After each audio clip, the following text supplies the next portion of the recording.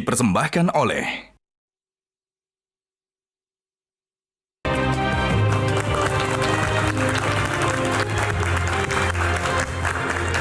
Pemirsa, sepekan jelang batas waktu rekapitulasi suara pemilu 2024 oleh KPU, hilal hak angket akan bergulir di DPR belum juga terlihat.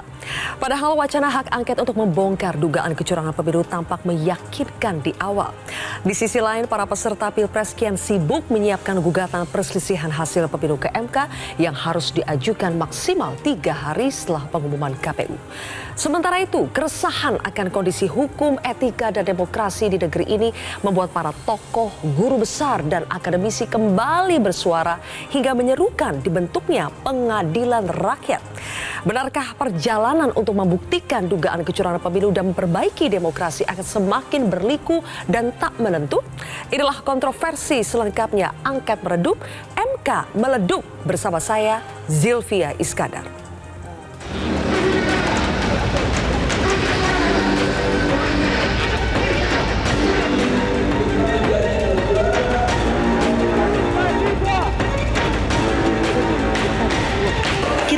Pergi ke gunung, kita selalu ada bersama rakyat. Kita selalu mengamati, observasi, dan juga meneliti mengenai masalah-masalah dalam masyarakat.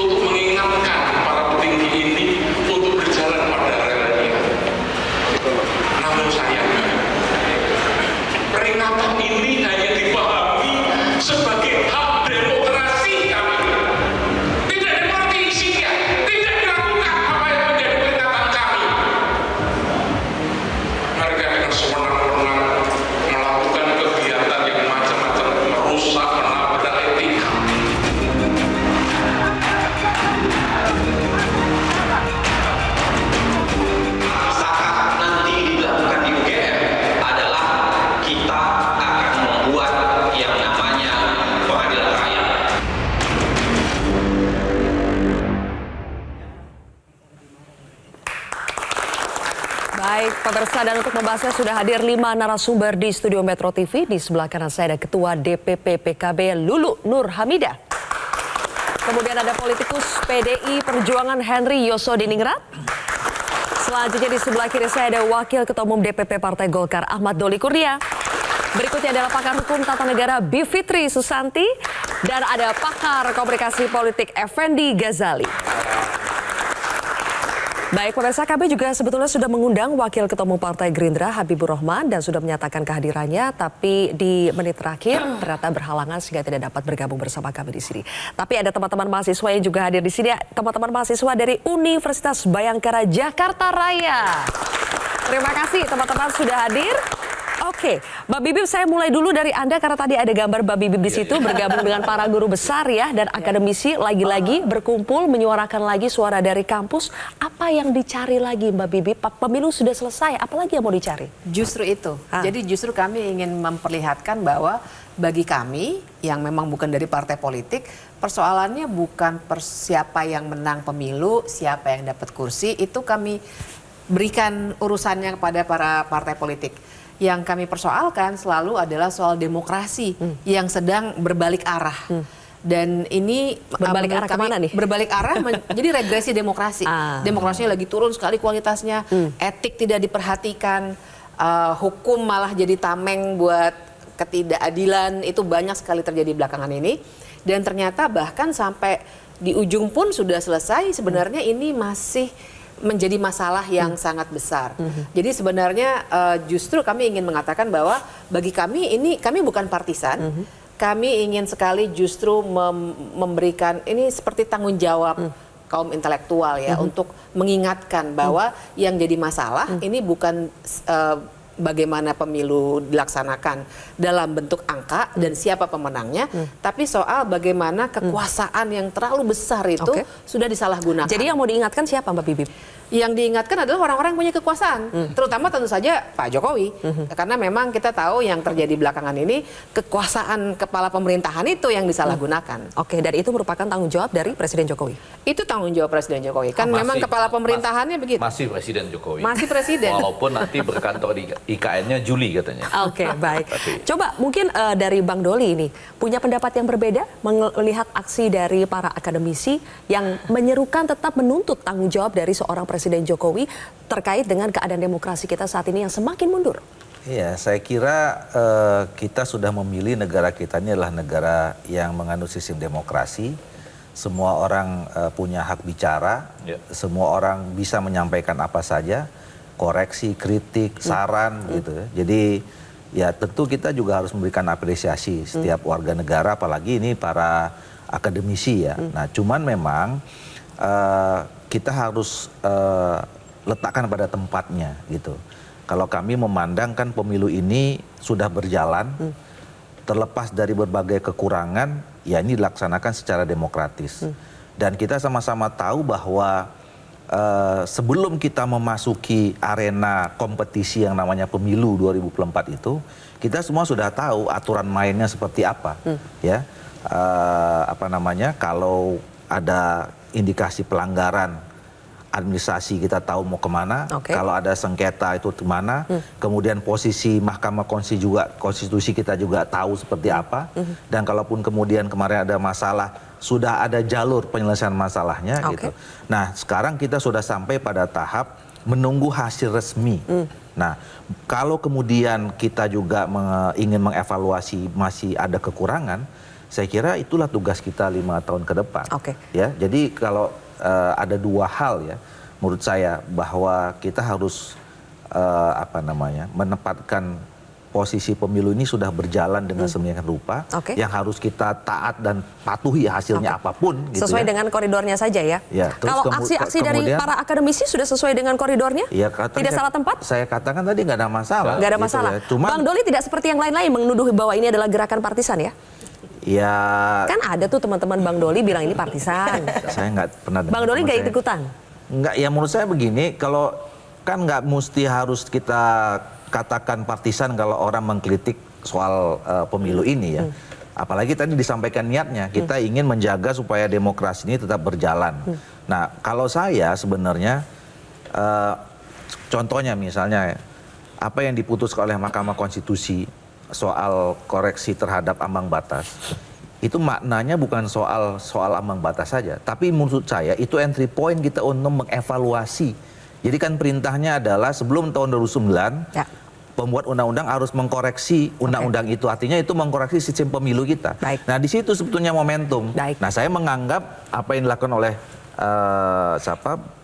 Mbak Bivitri dan kawan-kawan ini, ya koridornya nanti arahnya ke sana. Kita sama-sama, kita juga butuh membuat pemilu pertumbuhan demokrasi kita ini makin hari makin baik. Jadi silakan suara ya, silakan saja suara-suara seperti ini ya, tidak ada masalah ya, tidak bikin semuanya makin runyam. Ya tentu kan Mbak Fitri dan kawan-kawan itu juga tahu batasnya. Nah tadi misalnya ya, kalau misalnya ada usulan pengadilan rakyat, itu menurut saya kan udah melihat batas. Nanti kita bahas ya soal pengadilan rakyat. Saya ingin dengar dulu pendapat dari Bang Henry. Bang Henry, aksi semacam ini pasca pemilu, KPU masih menghitung suara, kemudian wacana hak angket sedang bergulir, kemudian ditambah lagi ada aksi kampus seperti ini. Ini bisa bikin suasana demokrasi, suasana politik di negeri ini makin sehat atau makin runyam? Aksi-aksi yang timbul itu sebetulnya justru merupakan reaksi sebetulnya. Reaksi dari apa yang terjadi dalam proses penyelenggaraan pemilu. Dalam hal ini selaku penyelenggara adalah KPU. Tadi apa yang disampaikan itu hal yang sifatnya normatif ya. Tapi penduduk negeri ini sekarang melihat dengan kasat mata bahwa pemilu ini diselenggarakan dengan tidak jujur, tidak adil. Dalam hal ini kaitannya dengan campur tangan penguasa.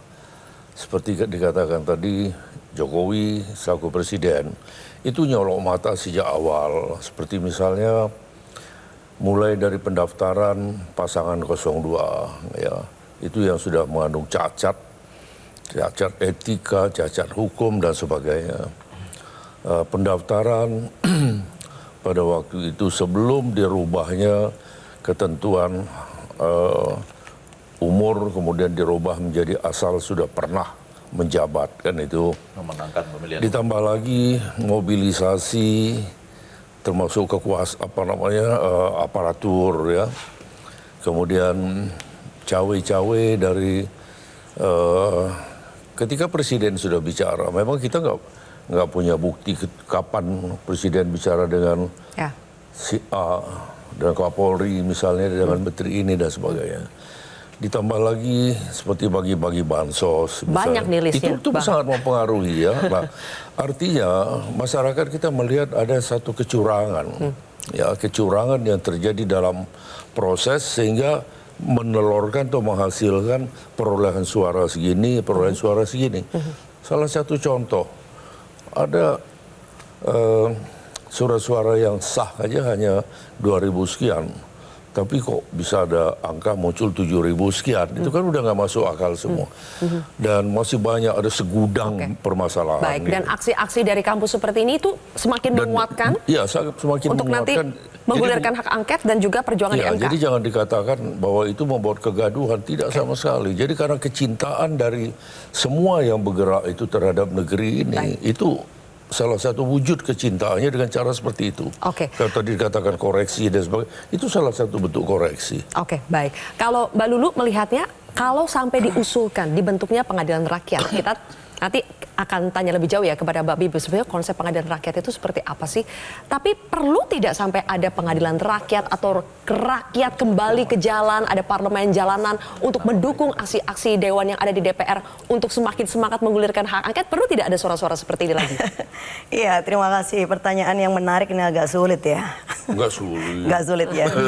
Bukan begini maksud saya. Tapi jawabannya harus semangat. Oke, harus semangat. Jadi ide tentang gini, ide tentang pengadilan rakyat itu kan pasti bukan seperti orang dari tidur lalu bangun dan tiba-tiba cetuk gitu muncul, kan tidak seperti itu. Jadi saya kira kalau sudah kaum intelektual, para profesor dan ada begitu banyak orang-orang yang saya hormati dan saya cintai seperti Mbak Bibi, lalu kemudian memiliki keberanian untuk speak up, bahkan kemudian mengajukan sebuah gagasan pengadilan rakyat, justru saya menjadi sangat pilu. Ada apa dengan kami yang ada di DPR? Apakah lembaga demokrasi ini berfungsi apa enggak gitu loh, ya kan?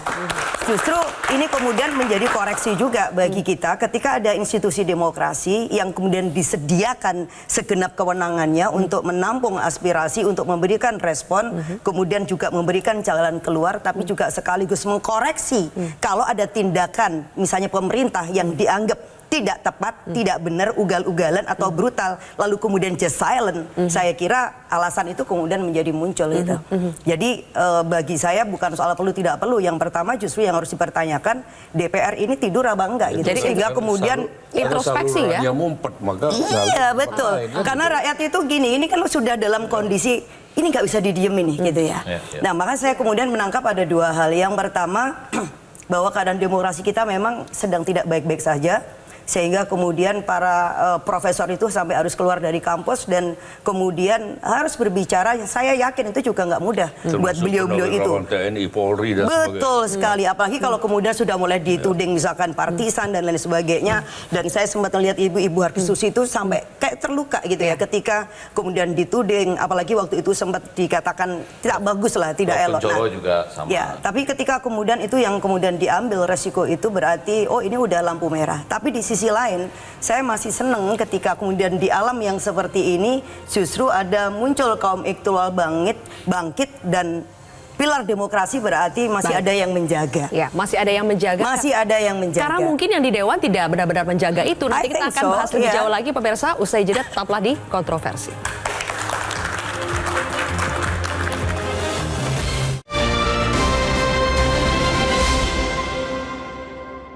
Desak penyelenggara negara untuk menyiapkan suksesi kekuasaan dengan cara bermartabat dan beretika demi kepentingan yang luas yaitu bangsa dan negara. Mendukung parlemen untuk segera bekerja menjalankan fungsi-fungsi menyuarakan suara rakyat, melakukan penyelidikan secara terbuka terhadap penyalahgunaan kekuasaan.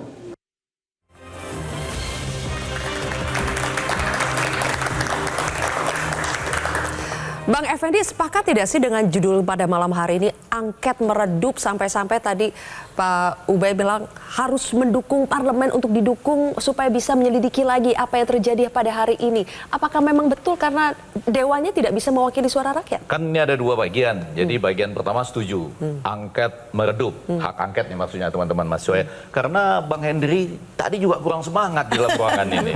Ya kan kita beranggapan sebagai salah satu. Bang Hendri semangat loh, list kecurangannya banyak enggak, banget maksudnya itu. cara menyampaikannya agak kurang semangat. Gitu Kalau ya. Mbak Lulu sudah semangat pada waktu itu. Jadi angket meredup, MK merelung kali ya. Artinya saya nggak berani bilang meremang karena masih ada semangat merelung atau merenung lah. Artinya dengan mengatakan parliamentary threshold harus dikoreksi gitu ya sebelum pemilu yang akan datang. Tapi saya mau garis bawahi guru besar sebagai wakil dari Civitas Akademika, dosen dan alumni itu saya rasa malah mencerahkan. Jadi judulnya ini kalau mau dipasang 3, angket meredup, MK merenung, guru besar mencerahkan. Karena apa? Jadi gini, teman-teman mahasiswa dan pemirsa, kalau yang kalah agak marah-marah terjadi pada setiap pemilu. Ya. Betul kan? Iya. Ini kebetulan menang, posisinya begini. Kalau pada waktu mengusung yang lain kalah, akan marah-marah. Ya, bahwa berujung pada angket itu mungkin konteksnya berbeda. Tapi saya mau catat 2 hal. Dan ini penting, sehingga apa yang disampaikan oleh guru besar tadi menjadi sesuatu yang luar biasa menurut saya untuk menjaga. Karena mereka punya hak untuk itu, betul ya? Ahmad Doli Kurnia, mereka punya hak untuk itu. Tadi sudah diakui. Yang pertama, yang menarik itu adalah bahwa 62,2% dari rakyat, responden dari Litbang Kompas, mengatakan setuju untuk bergulirnya hak angket ini untuk menyelidiki dugaan, garis bawahi dugaan ya, kecurangan pemilu. Coba kita pikirkan. Angka ini lebih tinggi dari perolehan siapapun pada pemilu presiden yang lalu. Yang paling tinggi itu 58,8%. Tapi ada 62,2% di atasnya mengatakan setuju. Kita gulirkan. Berarti kan sebagian dari mereka juga kalau nggak ingin mengatakan saya nggak takut gitu ya. Ahmad Doli Kurnia ya nggak takut, silakan aja diangket. Atau mengatakan, nah pemahaman yang kedua, tekanan Anda selesai pada waktu kami memberikan suara. Udah selesai ya? Sekarang kami minta diangket. Tekanan itu sudah selesai. Kami sudah memberi suara.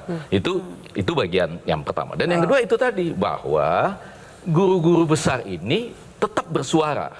Dibandingkan 2 pemilu yang lalu nggak begitu kan? Walaupun ada yang kalah dan ada yang menang. Dan itu semakin membuktikan bukan partisan. Enggak terjadi begitu. Nah saya itu setuju karena saya ingin mengatakan begini, dan itu saya sampaikan. Kalau para guru besar yang mewakili Civitas Akademika itu tidak bersuara lagi, saya seperti mengatakan pada diri saya sendiri agak mengalami gangguan jiwa ringan. Apa itu? Apa? Pelan-pelan gini. Ya, pelanggaran etika tidak ada hubungannya dengan hasil quick count.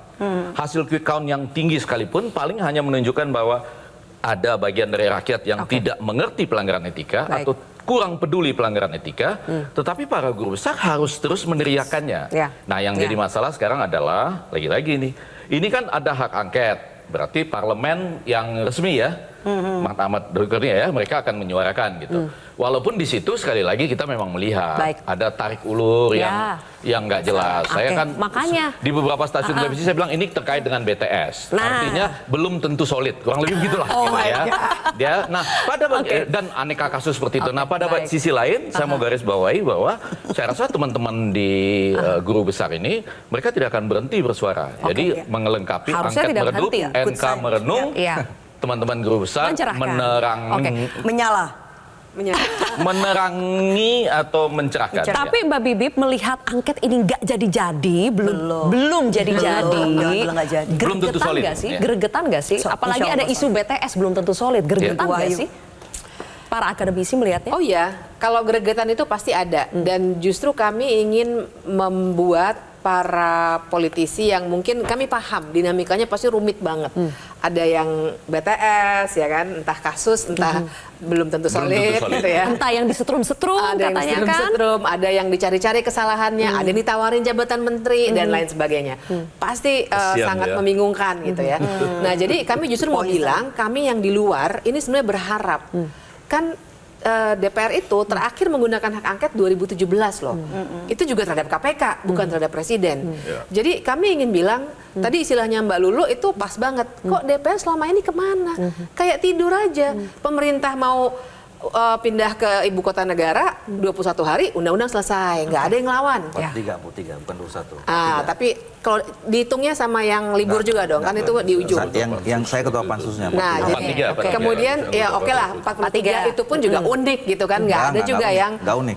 Kemudian ada ingin membunuh KPK, revisi 14 hari keluar, ingin undang-undang minerba 6 hari keluar, nggak ada perlawanan dari Kenapa yang DPR. ini giliran lama gitu ya? Nah, jadi yang ingin saya katakan adalah kami ingin bilang bahwa ayo dong DPR, kalian itu demokrasi itu membutuhkan penyeimbang. Itu yang saya tulis juga hari ini.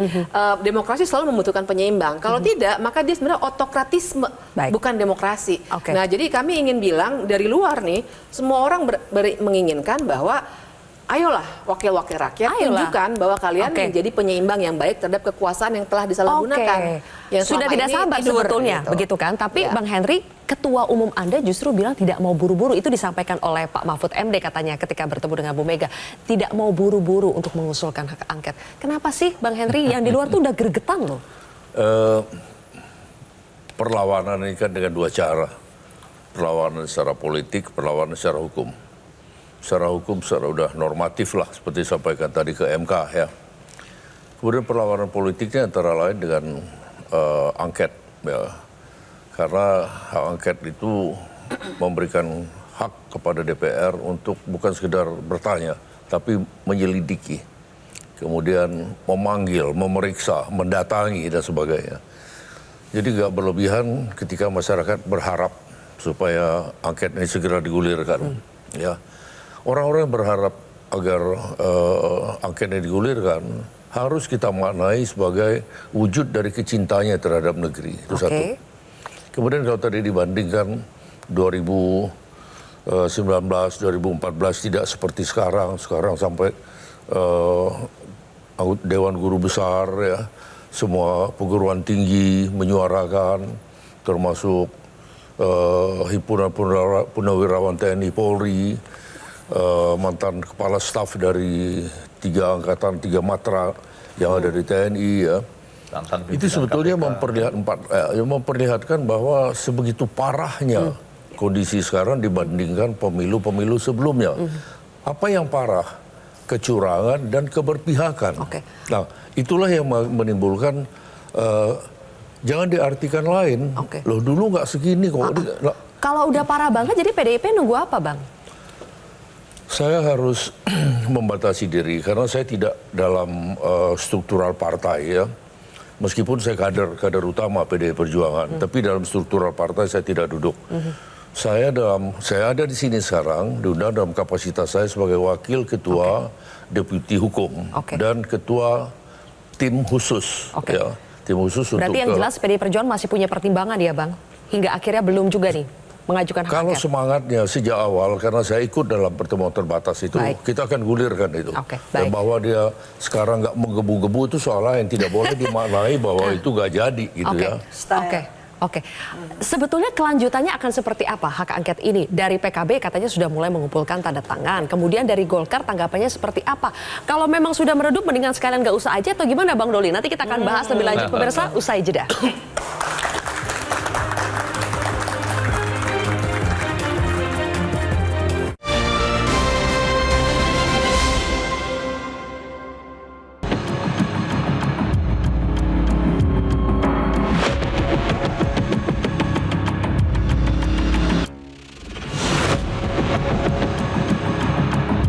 Partai koalisi solid mengusung hak angket.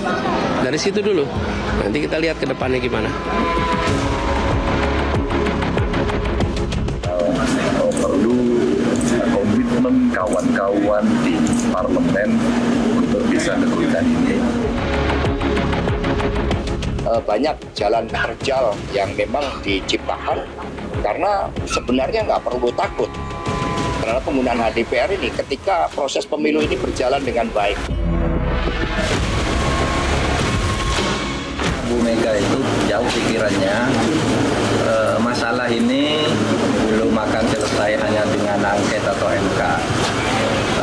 Sesudah itu menuju pelantikan Oktober juga mungkin akan banyak dinamika sehingga Bu Mega tidak mau buru-buru.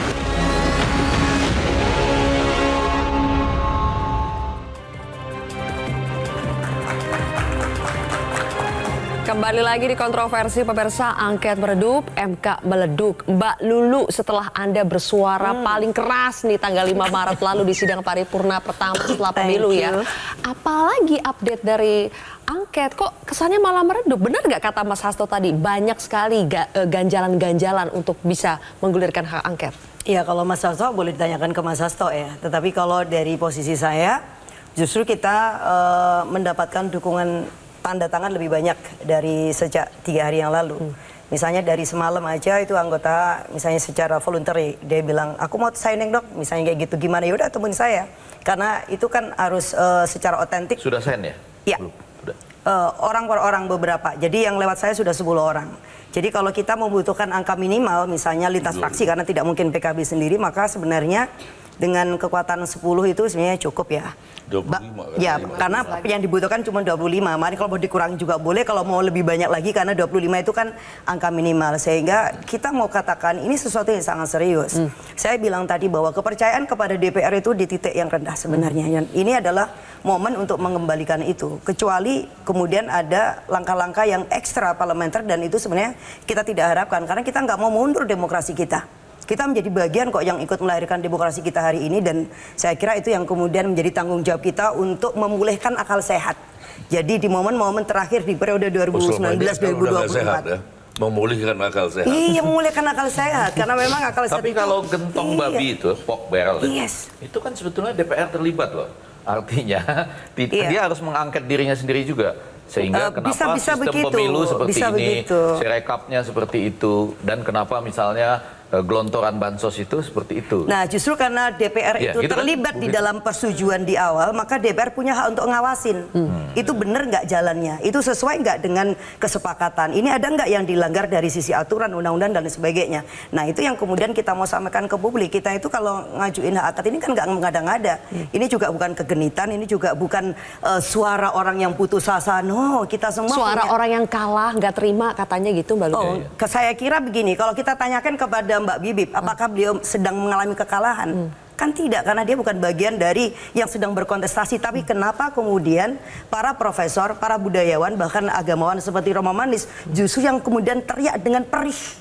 Nah, ini yang menurut saya harus kita respon dengan tulus ya, bahwa ayo kita selamatkanlah demokrasi kita karena kita nggak ingin berada di titik minus. Kalau kemarin saya udah bilang kita udah minus demokrasi sebenarnya kalau tidak di titik nol. Jadi lebih mundur lagi dari sekedar nol, karena nol itu udah angka. Lobby-lobby untuk menggembosi, untuk menggagalkan hak angket benar tidak adanya? I don't know kalau soal itu, tapi yang lobby saya nggak ada.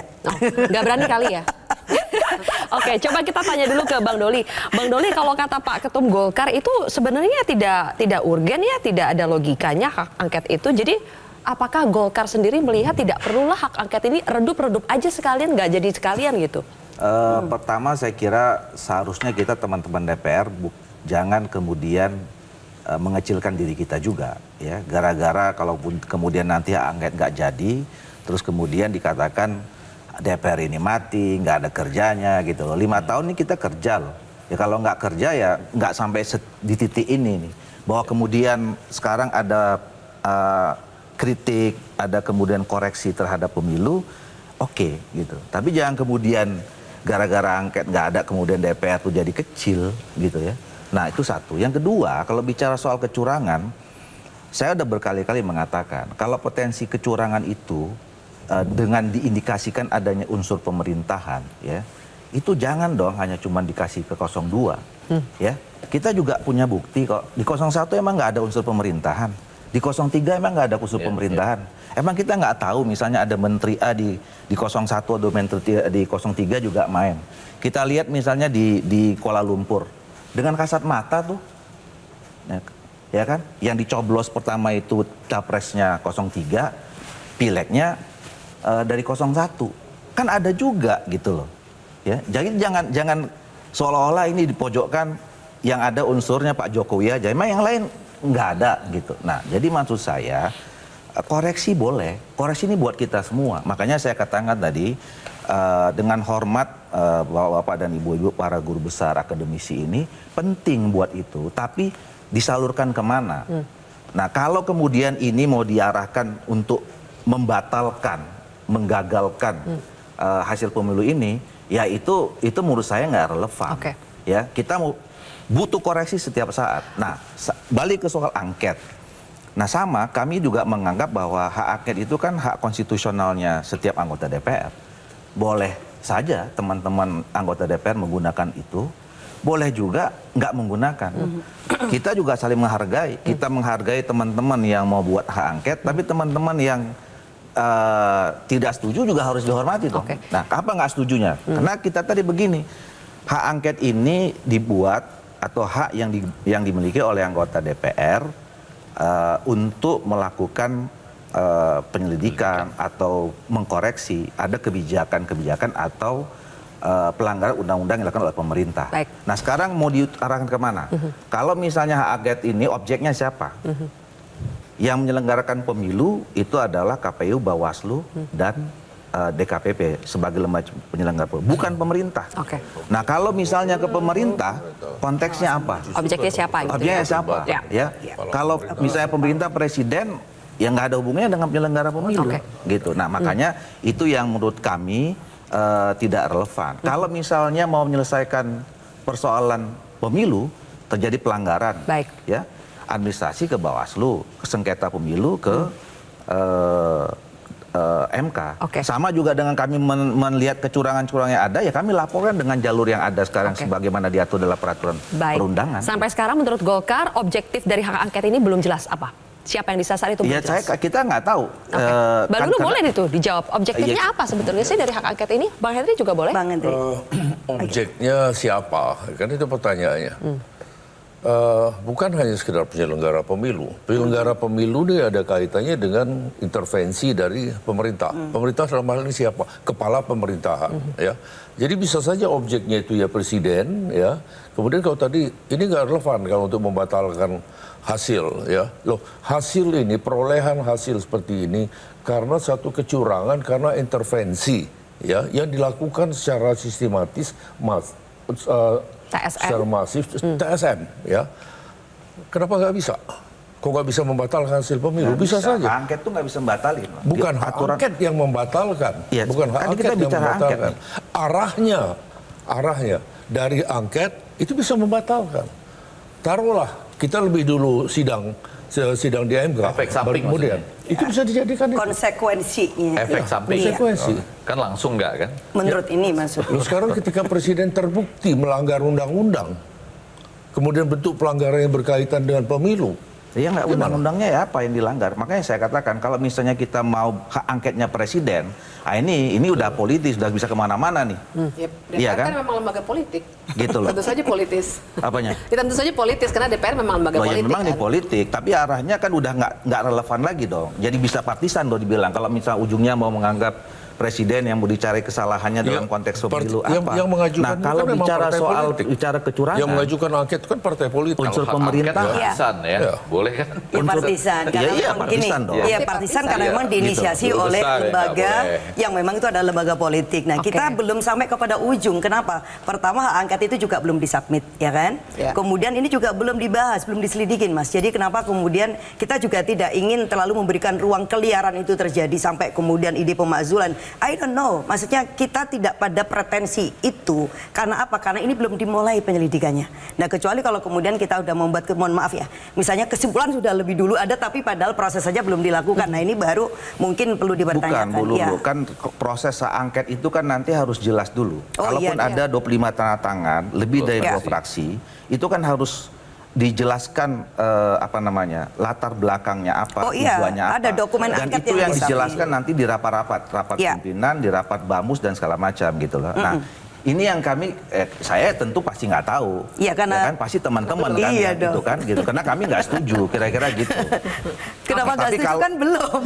Loh, belum nggak, tahu isinya. Gak apa-apa, Enggak. mereka boleh loh Ya, dari boleh awal dong. nggak Boleh, setuju. boleh. Kalau Boleh orang dong. lagi menang, itu dari awal pasti gak setuju. Pasti nggak setuju. Oh gitu. Dan selalu bilang bahwa ini bisa kemana-mana, bahwa ini... Iya dong. Iya. Ya sama. Tapi bisa jadi nanti di perjalanan setuju karena kan ada semangat gini. Ada juga semangat di luar hal-hal yang kaitannya misalkan nanti seperti yang misalkan Bang Hadi tadi sebutkan ujungnya mau kemana, misalkan mau hasil pemilu. Tetapi di luar itu ada juga semangat kita memang ingin memperbaiki sistem. Nah, iya. Kita punya koreksi misalkan betul, misalkan terhadap sistem politik, kemudian pemilu kita yang luar biasa tiring. Pak Prabowo sendiri juga mengatakan yang itu juga yang perlu diuji. Apa yang menyebabkan seorang misalkan Prabowo harus mengatakan oh pemilu sangat lelah, sangat messy, sangat mahal. Justru itu yang bisa menjadi bagian materi kita untuk Nah, itu saya setuju kalau itu. Makanya kita membutuhkan koreksi masukan dari ini. Tapi koridornya harus tepat. Koridornya adalah untuk mengkoreksi sistem pemilu kita untuk pemilu berikutnya, bukan untuk mengganggu yang sekarang. Nah, kalau misalnya sekarang begini, oke lah, akademisi apa namanya dan segala macam itu purnawirawan kan nggak boleh dong kemudian mengatasnamakan rakyat membatalkan yang 58 juga, gitu loh. Terus mau diabaikan nih. Kenapa langsung 58 ya? Loh, Enggak, tadi kita nggak berpikir 58. Apa sih yang 58? Nggak, maksudnya kita 58 itu suara Prabowo Gibran. quick count, ya kan? Jadi panggilannya gitu. Loh bukan, tadi kan juga disebutkan 62%. Baik. Iya. Oh oke sih. Ya. Kan tadi kan Mas Ghazali membandingkan oke. 62 toh? 62,2. Iya, 62,2. Oke, baik. Langsung ya. Gitu. Baik, intinya ada beberapa jalur Mbak Bibip, tapi apakah memang semua jalur ini, mau itu jalur politis di hak angket, kemudian jalur hukumnya di MK, semuanya harus dicoba dan itu layak-layak saja. Betul. Tapi dijawab nanti, kita akan bahas lebih jauh. Pemirsa, usai jeda tetaplah di Kontroversi. All the way.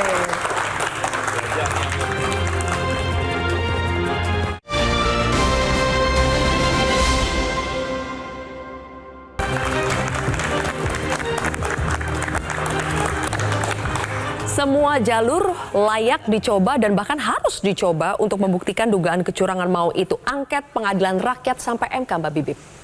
Ya, jadi betul bahwa ada dalam Undang-Undang Pemilu kita memang punya yang namanya MK, ada juga Bawaslu.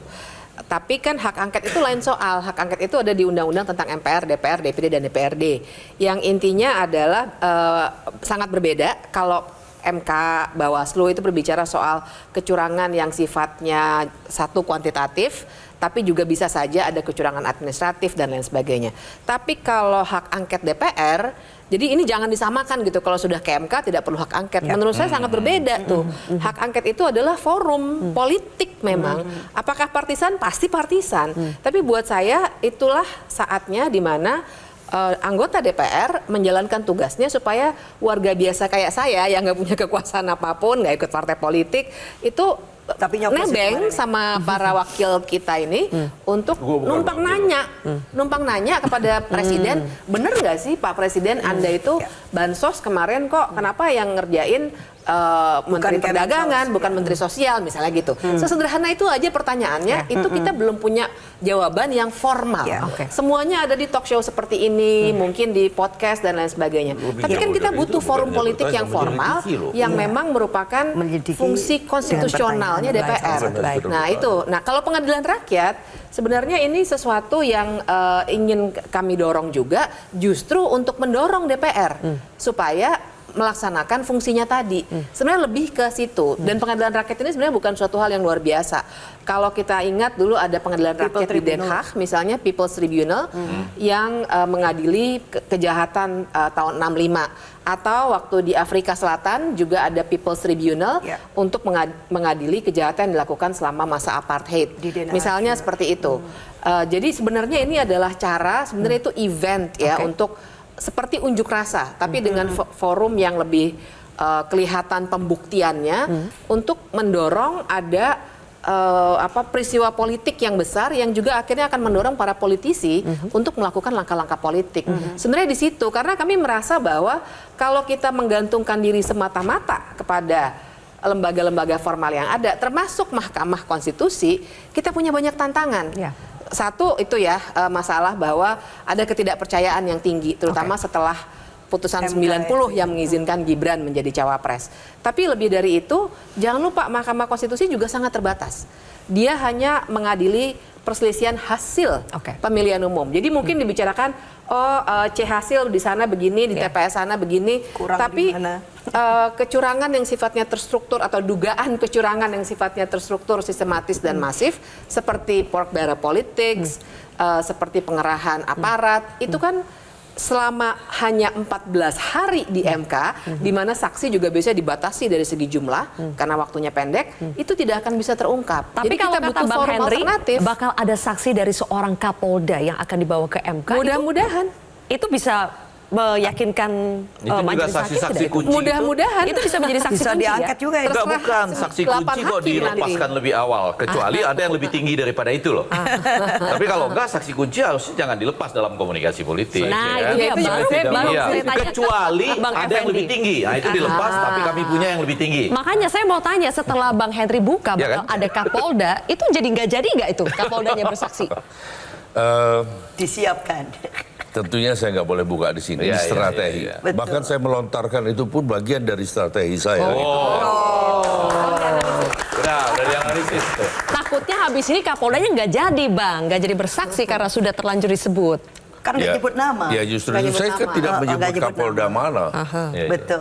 Ya kan Ya namanya. bukan siapa? Kapolda luar negeri ya. bukan. Ya. Kapolda Kuala Lumpur. Tapi kan sebetulnya yang mau Lihat saya aja, katakan lihat adalah ini hak ya, Mbak. Lihat aja, kita tunggu aja. Saya nggak asal ngomong. Setuju, Saya nggak asal ngomong. Nggak, jadi Tinggal nanti pada gilirannya apakah dia diintervensi, apakah dia ditekan, apakah dia diancam, dan itu akan saya blow up lagi, gitu loh. enggak. Dalam komunikasi politik melihatnya gimana? Iya, Bang? kalau saya mau sebaiknya dikasih tahu ada saksi kunci Enggak, atau tidak, pelan-pelan. Saya mau disimpan. mengatakan ini hak ya, angket itu hak. Jadi kan boleh dilaksanakan. Anda mau melaksanakan, tidak melaksanakan juga boleh. Anda mau melaksanakan sampai sejauh mana? Apakah Anda ingin melaksanakan di awalnya terlihat hebat, lama-lama Anda memang sengaja redup, bisa juga kan? Atau Anda dari sekarang terpaksa menyala di awal, meredup di Ya, belakang. atau sekarang ini Anda terpaksa redup karena ada pimpinan yang begini, tapi lama-lama Anda lebih semangat, misalkan bisa juga. Kita Jadi di dunia politik, Setuju. politik itu penuh seni. penuh Ya. seni. Tapi ada yang mau saya katakan, pada saat yang bersamaan dalam konteks komunikasi politik kan terjadi macam-macam hal. Misalnya, kenapa para Dewan Guru Besar dan Sivitas Akademika itu berpikir, sudah ada yang mengatakan parliamentary threshold mau dinaikkan. Nanti pemilu selanjutnya itu apakah tidak karena melelahkan ya dipilih di MPR. Pada bagian lain ada juga yang mengatakan loh bahwa di masa depan nggak dibutuhkan lagi partai politik. Orang itu akan maju berbasis pada komunitas. Bukannya terancam seluruh partai politik. Dalam metodologi ilmiah ilmu politik pun dan bukan demikian. Ada lagi yang mengatakan, wah ini karena kita harus mengimbangi presiden yang nanti karena apanya kan belum tentu ini bisa selalu sejalan, mudah-mudahan sejalan. Nah kita harus ambil partai kuning misalnya gitu ya. Nah partai kuning juga bisa terancam loh. Wow, desainnya udah disiapin. Jadi maksud saya ini terjadi bersamaan. Di samping yang tadi, di samping BTS yang belum tentu solid, ya kan. Jadi ini terserah Anda haknya mau seperti apa. Nah, yang di luar teman-teman guru besar ini yang saya katakan tadi melihat itu semua. Ya kan? Oh ini jalannya semangat, ujungnya meredup. Atau jalannya meredup, ujungnya semangat. Tapi bahwa Bang Doli tetap harus mengatakan, ini nggak boleh kemana-mana loh, misalnya ya. Ini jangan mengganggu yang 58 loh. Itu Sudah hak tugasnya rakyat. itu. Memang tugasnya yang menang. Saya selalu bayangkan kalau Iya. Bang Doli di bagian yang kalah, mudah-mudahan enggak gitu ya. Itu suaranya akan lain lagi. Nggak, Itu dulu kita Begitu? kalah nerima aja, fair, gitu. Oh. Ya, jadi Karena nggak kepikir hak angket juga. Loh, bukan. Oh, berarti ada Karena sesuatu gini, yang luar biasa di saat kalau ini. mau bertanding begitu. itu siap menang siap kalah. Iya, tapi balik ke pertanyaan Sylvia tadi, saya rasa ini harus sesuatu yang kita perhatikan betul. Kalau Anda punya saksi kunci, harusnya tuh Anda nggak lepaskan. Nanti ada Kapolda loh. Bukan itu kunci, masih banyak kunci. Nah, itu ya, itu tadi ya. Itu tadi. Jadi nggak apa-apa juga Anda menyampaikannya kepada publik. Kadang-kadang kan orang suka gimana ya, kami hak angket tapi tidak ingin menuju ke pemakzulan loh gitu ya. Iya, padahal maksudnya iya gitu. Atau Anda 2 kali bilang, kami hak angket tapi nanti lihatlah akibat sampingnya gitu. Itu kan semua ada hak di DPR gitu. Nah sementara saya rasa dalam konteks tertentu guru-guru besar ini dan Sivitas Akademika mau melihat apa nih yang sedang terjadi semua ini. Kenapa orang mengatakan di masa depan nggak butuh lagi partai politik, cukup komunitas? Kenapa ada dasi kuning lalu? Apakah buat mengimbangi ini? Jangan main-main loh, Partai Golkar ini nomor 1 sekarang. Jadi artinya nanti setelah 20 Oktober mereka bisa mengimbangi kalau kita tidak sejalan dengan harmonis. Kurang lebih begitu. Baik, oke kita kasih tepuk tangan dulu dong. Oke.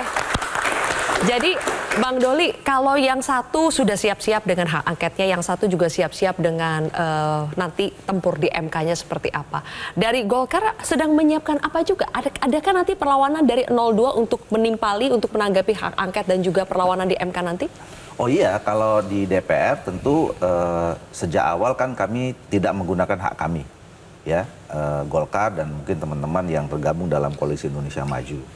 Dan kita punya alasan-alasan tertentu. Tadi kita misalnya sampai sekarang, kalaupun misalnya nanti disampaikan alasannya, itu nanti yang secara kurang konkret kita melihat tujuan dari teman-teman yang juga angket ini seperti apa. Dan kita tentu harus juga punya argumentasi untuk tidak menggunakan hak itu. Nah kalau di Mahkamah Konstitusi juga kita juga punya, ya, bahkan juga ada saksi kunci juga. Ada saksi kunci, ada juga kita menemukan kecurangan, gitu loh, ya. Dan itu sama aja kan. Jadi yang menggunakan hak di Mahkamah Konstitusi, di Bawaslu, ya selama memang hak itu ada pada kita semua ya kita gunakan. Kira-kira Dan tidak perlu saling menghalangi, menggembosi satu sama lain ya, atau menggoda-goda satu sama lain ya. Itu upaya, usaha ya. Namanya usaha. Namanya juga usaha. Berarti apakah itu dilakukan lobby-lobby supaya nggak usah lah hak angket, nanti gabung aja sama kita. Ya boleh saja dia lakukan Kursi itu. menteri aman lah. Dilakukan pun tidak dinyatakan seperti itu. Itu kan kunci. Kunci. Itu kan usaha. Tapi dari jawaban namanya soft kuncinya. Iya, tidak mendukung dan sebagainya. Kalau Mbak Lulu tim Amin singkat juga, kalau di sini bawa Kapolda, di sini mau bawa siapa? Kepala desa kan nanti dibawa Mbak Lulu. Desa penting. Iya kan? Jangan malah para ketua-ketua RT. Karena yang tempatnya TPS di sana. Intinya begini loh, jadi ada satu kezoliman. Ada yang diuntungkan karena kezoliman itu, ada yang dirugikan. Jadi sudah barang tentu berbeda kepentingan kita soal angket dan sebagainya. Dua kalimat, kalau saya tetap mengapresiasi kerja-kerja DPR dan MK selama ini, tapi interaksi MK baru selama ini yang mana? Iya kan selama inilah sampai pada hari ini. Interplay ini termasuk putusan yang kan interplay ini diawasi dengan amat hati-hati oleh para guru besar kan. Pokoknya gini loh, apa kecurangan nggak boleh dianggap normal, nggak boleh dianggap wajar. Siapapun. Siapapun. Siapapun. Kita tunggu realisasinya seperti apa ya. Terima kasih Bapak Ibu sudah hadir di kontroversi hari ini. Teman-teman terima kasih sudah hadir. Pemirsa, saya Zilvia Iskandar pamit undur diri. Sampai jumpa. Yang menang kalem.